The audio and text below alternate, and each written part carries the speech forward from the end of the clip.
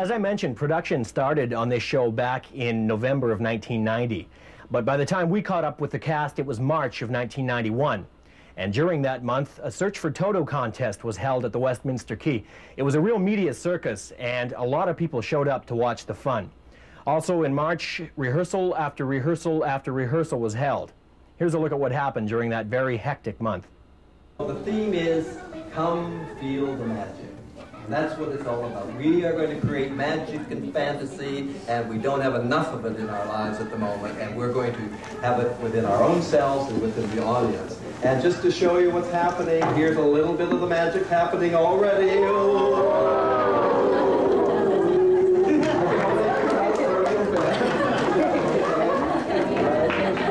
Little applause.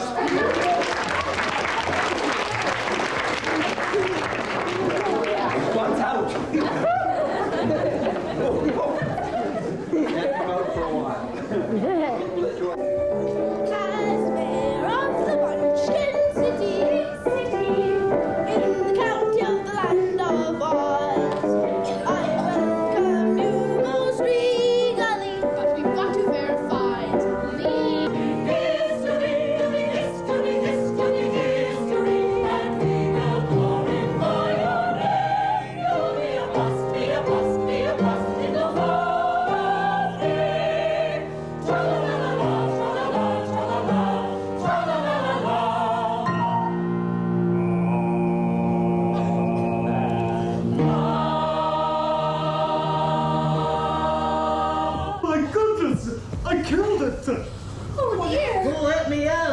Please let me out. There's someone inside it. Press that button under the right ear, will you? Look at this. I'll give it a try. Oh, thank you. Thank you so much. Who are you? I am Oz the Great and Terror. Well, Somewhere over the rainbow, way up high, there's a land that I've heard of once in a lullaby. Somewhere over the rainbow, skies are blue, and the dreams that you dare to dream really do come true. You have to come to the show to hear the rest. Our winner is our Toto. I'm going to have to learn a different name here. Is Raph. Anita Chewy on Raph. All right, buddy. There you go. Oh, thank you. Yeah, really looks the part. Here you go, Raph. A little around this way. Told ya. Just so we can see that star just a little bit more. Great. Oh, and a couple of tra-la-las. That's how we laugh a day away in the merry old land of Oz. Buzz, buzz, buzz, chirp, chirp, chirp, and a couple of la-dee-daws. That's how the crickets freak all day in the merry old land of Oz. We get up at 12 and start to work at 1. Taking out for lunch and then at 2 we're done. You're off to see the wizard, the wonderful Wizard of Oz. You'll find he is a wizard of whiz, if ever a whiz there was. If ever a whiz. So by this point in the production, you have to think that everybody's getting pretty tired. Nerves are wearing a little bit thin, the Munchkins are climbing the walls, the director's tired of dealing with the Munchkins, and the entire cast and their families just want to get on with the show. But a show of this magnitude needs a dress rehearsal to make sure that everything goes off without a hitch. And that dress rehearsal came just 2 days before opening night.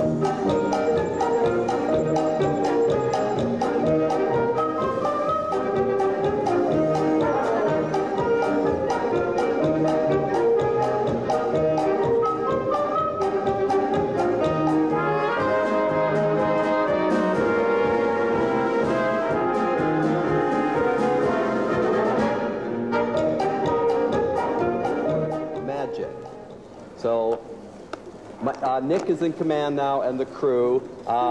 As they say in showbiz, break a leg.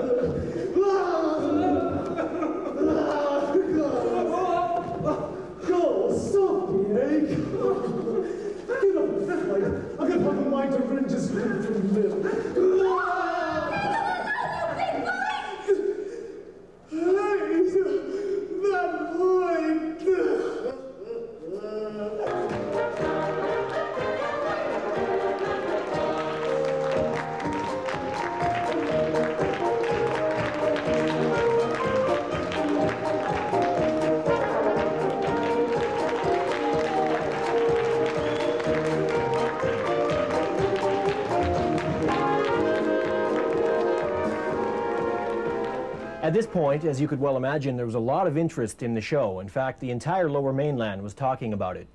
It was a team effort that had come together through a number of key individuals. Ed Harrington was one of those individuals. He directed the show, and I asked him whose decision it was to produce The Wizard of Oz. Well, I'm the artistic director of the company, and I have the privilege and/or right of selecting the play that I think, the musical that I think is going to be best for the company at this particular time. So I selected The Wizard of Oz. Primarily, it is box office. It's wonderful to do things for children. And we wanted a family show. We wanted to draw the whole community into the show. And it was also a musical that I could get 100 people on stage, a lot of munchkins and chorus and so on. So for a number of reasons. Oh, very creative, very imaginative show. No two Wizard of Oz's are going to be the same because you can throw so much creativity and imagination into it. And was there much problem directing it or setting it up, or, you know, once it was running? No. I guess logistically working with that size of cast, with the pit choir, I think we had about 115. That took a lot of organization, but we had a lot of good support, good production managers and assistants, and everybody kind of came forth and helped me tremendously. All right, it's a done deal. The smoke is cleared, the chips have been counted, all the cliches I can think of. In your mind, Ed, how did The Wizard of Oz go? Well, Ozzy, we were really happy about it, really happy about the response. Our first production, Joseph and the Amazing Technicolor Dreamcoat, drew an audience of 5,000. This year we almost doubled it. We had 9,000 people out for 10 shows.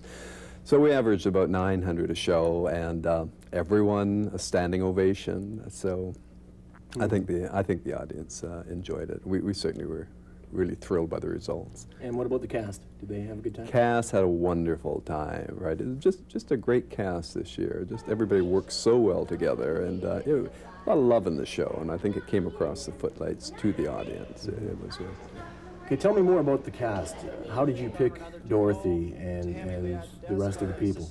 Well, we had a two-day casting session. We had 350 people come out to audition, which was marvelous. At that point, I thought, yes, Wizard of Oz is a good choice for the community because a lot of people are interested. When we decided on the show, there are 2 ballets written into it, so we decided that we wanted to do them, and we asked Dolores Kirkwood, artistic director of the Royal City Youth Ballet, if her group would like to participate in our production. And she and her board agreed, and so we got that part of it done. The rest of the cast, we had over 200 audition for the Munchkin roles. Originally we were looking for 25, and we settled for 40 because they were just so good. And so there were talented. kids from all over? Kids from all over the Lower Mainland. One thing about a theater group like this is that it's universal. You don't stay within the confines of your city. I mean, they come from Maple Ridge, they come from Deep Cove, Richmond, all over the Lower Mainland. There's very little musical theater that exists in the Lower Mainland, other than Greater Vancouver Operatic Society, Theatre on the Stars in the summer, one production at Gateway. So there's very little musical theater. So that was really why we started this group. And we've been proven correct because the response from audience and people who want to be in the show has been tremendous. The lead character in the play, Dorothy Gale, is on the one hand simple and sweet, and at the same time very complex. First of all, she's a fantastic dreamer. She sings, she dances, she rides a hurricane like it's a 10-speed bike, and she even has to fight off a nasty witch. So finding the right person to play her was going to be tough. Enter Dana Cole. She had a theatrical and a musical background. She was willing to color her hair, and she was even the right size. Everything was perfect. She even looked like she was having fun. Yep, I had an excellent time. Yeah? Just an excellent time, yeah. Was it tough doing 10 shows? I didn't think it would be, and then when it got to the 5th show or the first week, it was getting pretty tough because Why? I not only sang through the whole show, but I had to stage speak through, like, with a lot of volume through the whole show, even though we had body mics. So by the end of the 5th show, it was really getting to me because we also had 2 dress rehearsals before that, or actually a dress rehearsal and a preview night. So by the time you're finished 6 or 7 shows, you're dead, even though you have a body mic. So it really wasn't the singing, it was the talking that really did a number on my throat. What about when you went down to the Key to pick Toto? Tell me about that. Oh, that was fun.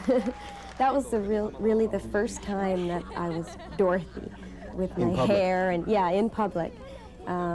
And it was great. I had so much fun, all the dogs, and it was just really exciting to see all the kids and everybody getting excited. It was sort of the starting point of the show to start getting everything, all the advertisement and everything. So it was really exciting. And there was a lot of media down there that day. Yeah. And that was only the beginning. Yeah. Actually, I was really surprised when there were so many TV stations down there and newspaper people, and I was really surprised, but I guess it was a really exciting part of the show to pick Toto. I mean, Toto was a small part in the show, but an important part. Looking back now, why did you want to play Dorothy in the first place? Well, Judy Garland is my idol, first of all, and it's a movie that I've seen millions of times. I've seen it over and over every year, and I have the tape. And I don't know, there's just something about the show that part that would be a real challenge to do. So I thought, well, this is the one that I've always wanted to do. So. And how did you find it? Was it tough? It was tough just because of the age difference. I mean, that was a biggie. Because being 15, I had to sort of remember back, and it wasn't a 15-year-old from these days either. I mean, a 15-year-old from these days is 21 or so in those days, and this girl not only is 15, but she's from Kansas and really naive and sweet and innocent, and me being 27 years old and married, and it was difficult in the beginning, but once I got started on the rehearsals and into the actual rehearsing of the show, it sort of came naturally. You know, at one time, musical theater was non-existent in New Westminster. But thanks to Evelyn Benson, founder and president of the Royal City Musical Theatre Company, musicals have once again made their way back into the city. I spoke with her about community support. We're so new. This is only our 2nd production. And, well, we had 9,000 people come out, and that's about double what came out last year for Joseph. And a 10-day run. Yes, and 10 performances actually, and the crowds were so enthusiastic. The media was enthusiastic. Very much it so. Was yeah. It was just wonderful. Was it tough to generate interest from the public for this show? We knew we had a good product, but you don't know. And if the customers don't come, nobody knows you're there, and you wither and die. But 5,000 people came out, and this year, 9. That's almost double. Mm-hmm. So I hope we don't double again. I don't know where we'll put them all next year, you know. But it'd be wonderful. Sure. We'd love to have to turn them away at the door, but we do put out a good product, and it's good entertainment. We had people from theater, what I call theater, that have been in it all their lives and in the professional end, and they said, you could take your production of Wizard of Oz tomorrow and put it on Broadway, and it could stand up. That's amazing. Yes, that really surprised me. One man said, this is the finest example of community theater I've seen. And I said, in Canada? He said, North America, my dear. You know, that really surprised me. How does that make you feel? Oh, just wonderful, because we just started out to bring musical theater to the area because it had sort of faded and gone. Nobody was doing it. And that's really gratifying to have the sort of the experts tell you this. What about acting yourself, Evelyn? Have you ever thought about getting involved in these productions? Well, that's sort of what started all this. I was involved with a community theater in New Westminster a number of years ago, and it was a combination of the high school and the community.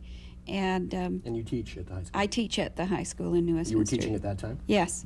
So I got involved in the production of Fiddler on the Roof, and got the role of Yenta the Matchmaker, and got hooked. I just found out that I had grease paint in my veins, and I didn't know it. So then 2 years later we did Showboat, and I played Parthenia Ann Hawkes, the nagging wife of Captain Andy. Loved it. Then I was in Brigadoon, and then suddenly it stopped. There were the cutbacks on funding to schools started, the recession, and I think too that when you do theater out of schools, you're inclined to overload the same people, and it's a real heavy burden on that group that have to do it year after year. Mm-hmm. So I kept waiting for it to start up again when times got better, and it didn't happen. And finally 9 years went by, and I said, to heck with this, I'm going to start it up. So I went to Linda Barron, who was newly elected to the New Westminster School Board, and we talked about it. I was hoping to get it started through the schools again, and she convinced me that maybe it was time for a community theater group. A show like this, what does it give back to the community? A lot of the young people that work backstage on the stage crews, they would like to do this for a living, and they go to a place like Douglas College and they take the theater course, but then they come out and they want to get a job, and there just aren't any. Yeah. And they go to the theaters in Vancouver and they say, well, what experience have you had? And they say, come back when you've had more experience. And it's a catch-22, you see. And several of them spoke to me and they said, oh, we can't thank you enough for the opportunity to work on a big show. There's a lot of little theater groups that they can get experience in, but to work on a big show with all the intricacies and the complexities backstage, and they said this experience is going on my brochure and this on my resume. Yes. You see, and this is invaluable to me. This is what the young people tell us, and of course they'd like to get into either theater or television, and they need experience, and so we're supplying that as well. Right. I mean, not everybody can be in front of the footlights and sing and dance. I mean, there's all these people back there that nobody ever sees. So the community is helping you, but you're in turn helping That's them. Right. That's right. Part of our mandate, this is in our list, in our Constitution of what our goals are. And one of our goals is to provide a vehicle for the young people of the community to learn all the various theatrical skills. It really was a great 10-show run at the Massey Theatre. The cast and crew had worked very hard, and they felt that they had put on the best show possible. And we found out that public opinion was much the same.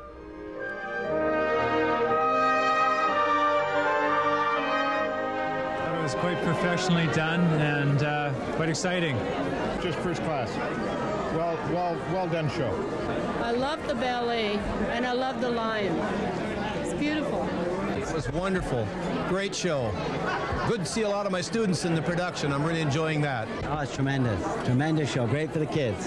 How have the kids enjoyed it? Oh, I think it's fantastic. After watching the movie, it's so nice to see it for real and hear the orchestra and the singing. It's been terrific. The Scarecrow, I think, is just phenomenal, and I love Dana Cole. I've seen her in Theatre Under the Stars before, and really like her. So, and all of it, and the kids. My favorite part in this performance was, of course, Dorothy. She steals the show. A beautiful voice, a very, very talented young lady. What else can we ask for? I've been watching, I just came back from London and seen several musicals there. This is the equal of any of those, by far. It's so entertaining. I think the worst part of it is it's not lasting long enough. There's so many people should get a chance to see this wonderful production. It's just beautiful. The ballet, I was overwhelmed by that, but the children playing Munchkins, it's just so delightful, entertaining from beginning. I can hardly wait for the second act.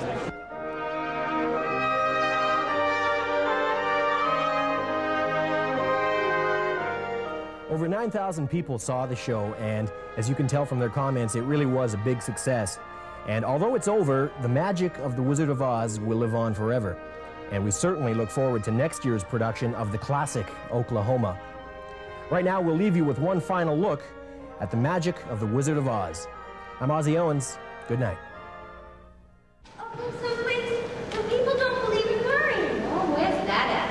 I don't know exactly, but someday I'll find it. Well, I hope you do, John. Here, let me take Toto in and give him his dinner. And I'll put them flowers in water for your Uncle Henry.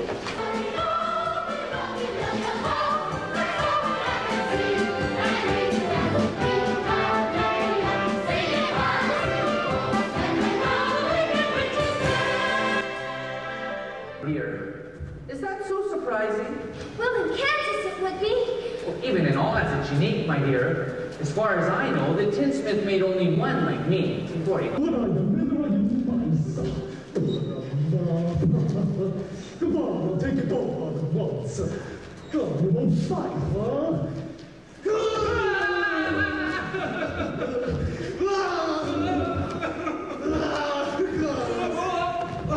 Go, stop me, eh?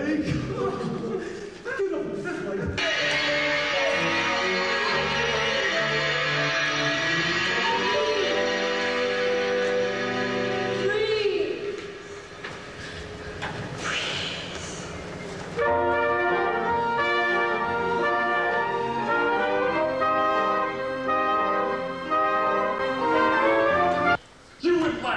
So often, would you? Just a step or two, please. Please do. Come on, march. It'll be fun. I'll give you a medal if you will. You've got to, old man. The honor of the Oz United is at stake. Can I march in front? Anything you say. I'll give you commands to. Now look here. Then I don't march.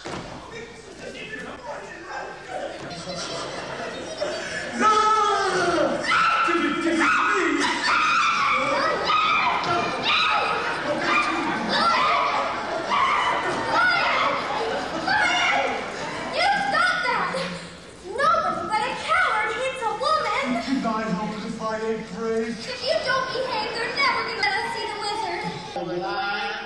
What do you want to know?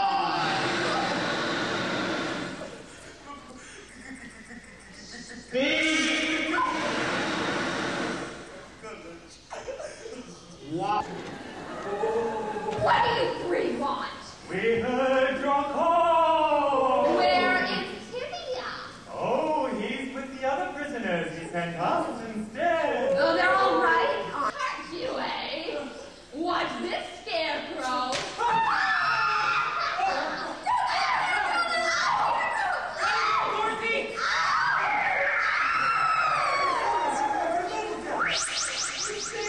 Dorothy! You say please. He can't